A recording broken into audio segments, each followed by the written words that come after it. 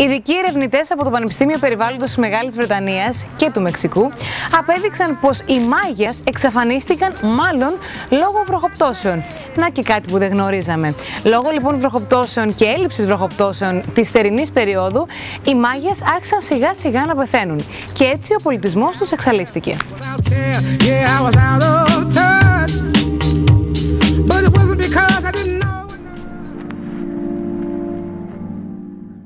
Διάφορες θεωρίες έχουν προταθεί για την κατάρρευση του πολιτισμού των Μάγια, που ήκμασε από το 250 μετά Χριστόν ως το 900 μετά Χριστόν στην Κεντρική Αμερική. Για παράδειγμα, κάποιες κάνουν λόγο για κοινωνικές αναταραχές και εμφάνιση ασθενειών. Μία νέα μελέτη προσθέτει στη λίστα των θεωριών την έλλειψη βροχοπτώσεων που σύμφωνα με τους ερευνητές αποτέλεσε τον καθοριστικό παράγοντα στην πτώση του σπουδαίου πολιτισμού. Το Συμβούλιο Φυσικής Περιβαλλοντικής Έρευνας της Μεγάλης Βρετανίας χρηματοδότησε μία έρευνα για τις αιτίες της κατάρρευσης του πολιτισμού των Μάγια.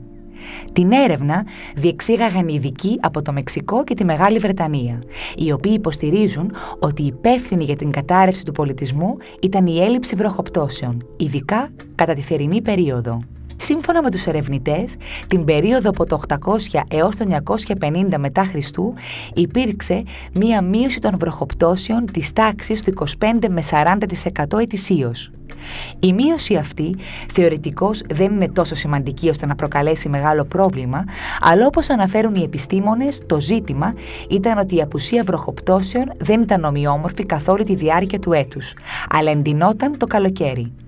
Η σχεδόν παντελής έλλειψη νερού τα καλοκαίρια, σε συνδυασμό με τις υψηλές θερμοκρασίες, δημιουργούσε κάθε χρόνο συνθήκες ξηρασίας.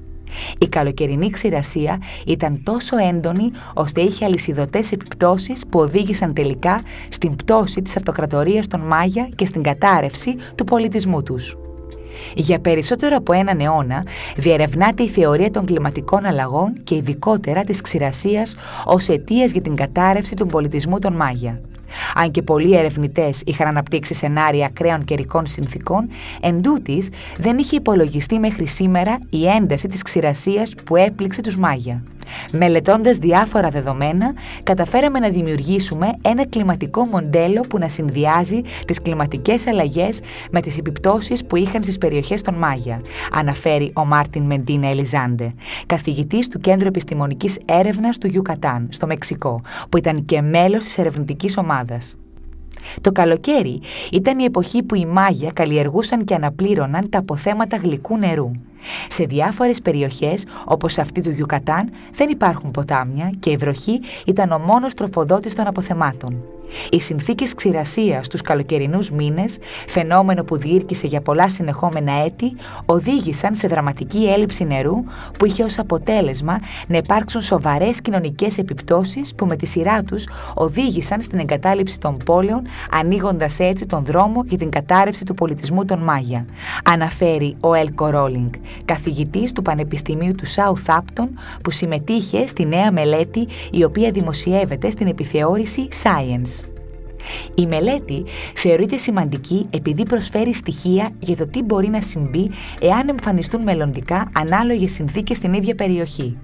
Υπάρχουν διαφορές ανάμεσα στις δύο εποχές, αλλά το σήμα κινδύνου είναι ξεκάθαρο.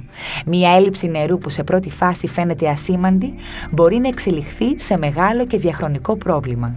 Σήμερα έχουμε το πλεονέκτημα της γνώσης και πρέπει να δράσουμε αναλόγως, αναφέρουν οι ερευνητές.